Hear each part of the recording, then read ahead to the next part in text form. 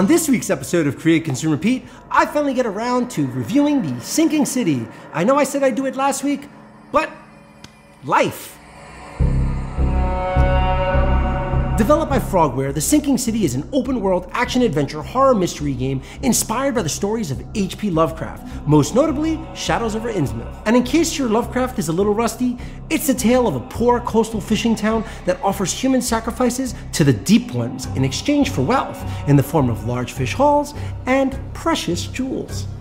Along with offering human sacrifices, townfolk are also forced to breed with the deep ones, producing a hybrid offspring which have the appearance of normal humans in their early life, but as they grow older, they begin to slowly transform into deep ones themselves and leave the surface to live in the ancient undersea cities for eternity.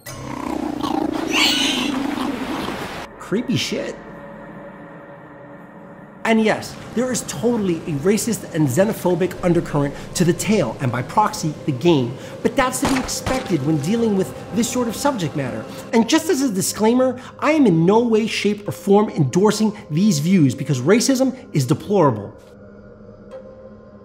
Along with borrowing heavily from the Shadow Over Innsmouth, The Sinking City takes inspiration from other tales in the Cthulhu mythos. And if you're curious to learn more about H.P. Lovecraft, check out my other video right here. I meant here.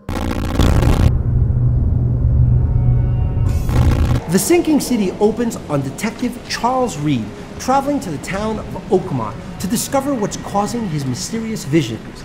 Upon arrival, he encounters an interesting cast of characters comprised of humans, deep one hybrids, a guy that looks like an ape, and sea monsters. Yet our protagonist doesn't seem to have any problems with it.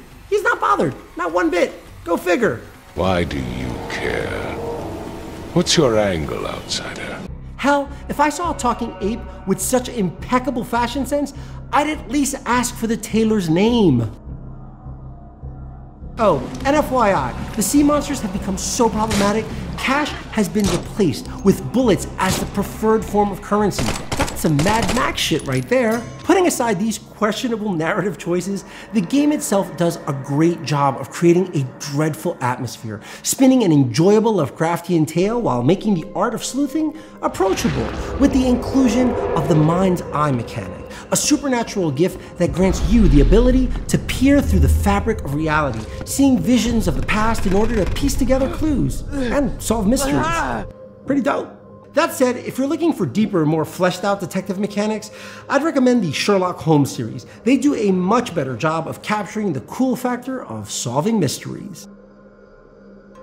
Sadly, The Sinking City suffers from many game mechanic issues that may put many players off. Most notably, the monotony of being a detective. You will spend a ton of time going back and forth between the library and the town newspaper. Add the lack of fast travel, and shit gets tedious.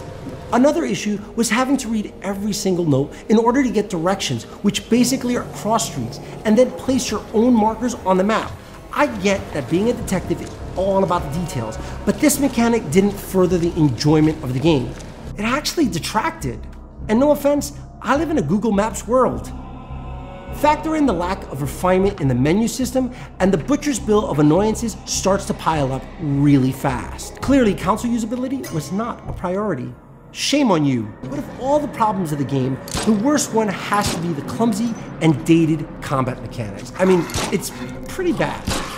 With all that said and done, The Sinking City is a fun game that requires a ton of patience, but if you're able to endure some of its design quirks, you'll find a game chock full of Lovecraft goodness and a lot of apathy from every character, which I find refreshing and awesome. Though this is madness, yet there is method in it.